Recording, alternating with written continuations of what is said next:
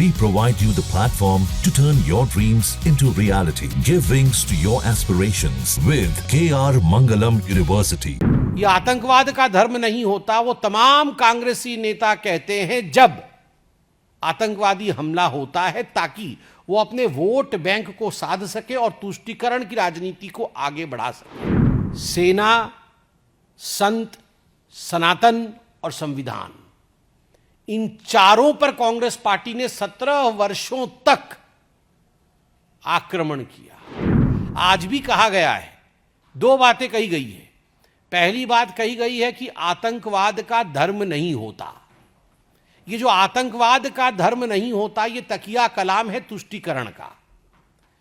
ये आतंकवाद का धर्म नहीं होता, वो तमाम कांग्रेसी नेता कहते हैं जब आतंकवादी हमला होता है ताकि वो अपने वोट बैंक को साध सके और तुष्टीकरण की राजनीति को आगे बढ़ा सके।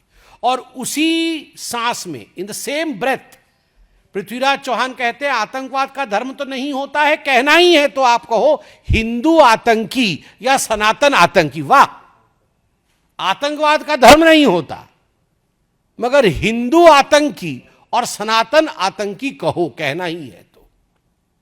आप याद करिए, सुशील कुमार शिंदे जी ने भगवा आतंकवाद कहा था उनके एक कॉन्क्लेव में, कांग्रेस पार्टी के एक बैठक में पहली बार भगवा आतंकवाद कहा था। और जब विगत वर्ष उनसे पूछा गया कि आपने सही किया या गलत किया भगवा आतंकवाद के शब्द का प्रयोग करके, तो सुशील कुमार शिंदे मुस्कुराते हुए कह रहे थे, मैंने अपने मन से नहीं किया, मुझे तो लगता है मैंने गलत किया, मगर जो आला कमान ने कहा, जो मुझे मेरी पार्टी ने कहा कि आप भगवा आतंकवाद, सैफरन टेरर का प्रयोग करिए, मैंने वो प्रयोग किया। मतलब आला कमान कौन है? कांग्रेस पार्टी में आला कमान तो कोई और नहीं, एक ही आला कमान है, या यूं कहिए कमान में बहुत सारे आले हैं। गांधी परिवार के कमान एक, गांधी परिवार, आले अनेक।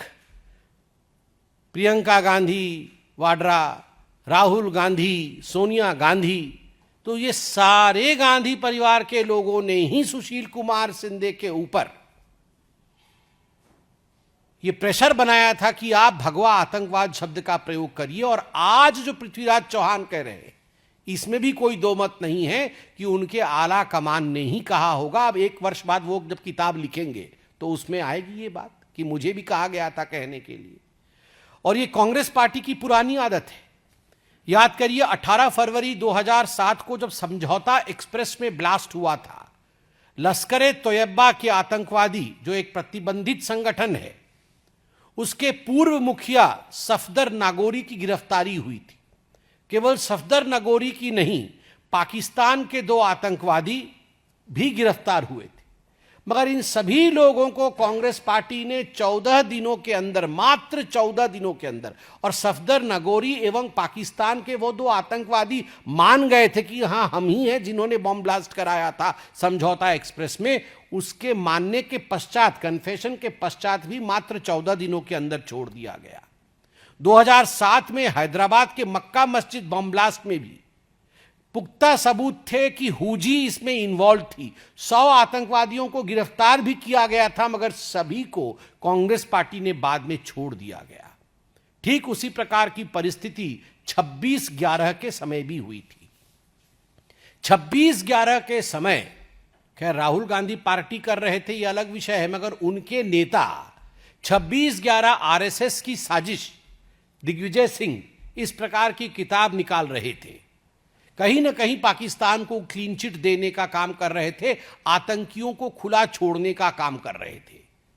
स्वाभाविक है, जिस दिग्विजय सिंह के लिए और जिस गांधी परिवार के लिए जाकिर नायक अपोस्टल ऑफ पीस, शांति दूत है, और जाकिर नायक के एनजीओ से जो पार्टी पैसे लेती है, जो राजीव गांधी फाउंडेशन पैसे लेती है, उनसे ये एक्सपेक्ट करना कि वो हिंदू आतंकवादी नहीं कहेंगे, वो भगवा आतंकवादी नहीं कहेंगे, वो सनातनी आतंकवादी नहीं कहेंगे, ये अधिक है।